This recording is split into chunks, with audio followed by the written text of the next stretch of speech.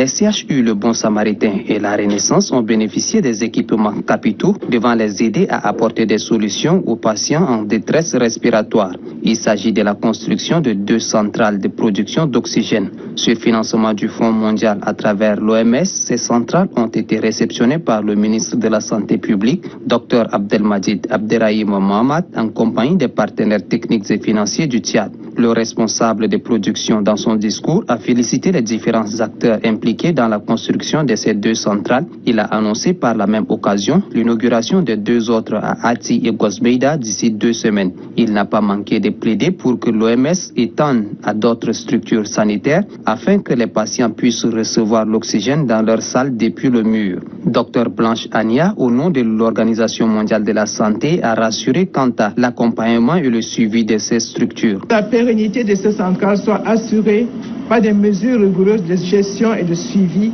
ainsi que gouvernance solide.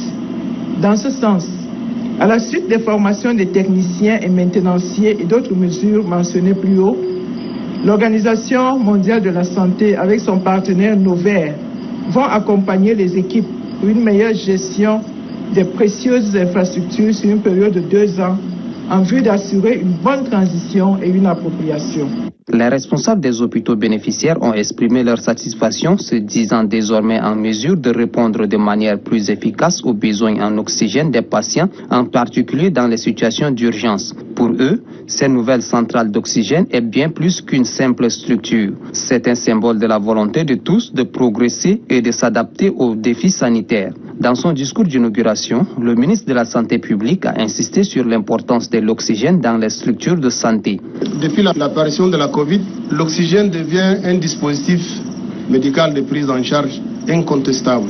Et je crois que les prestataires de services ne peuvent pas me démentir ici. Nous venons d'inaugurer 2 centrales de production d'oxygène.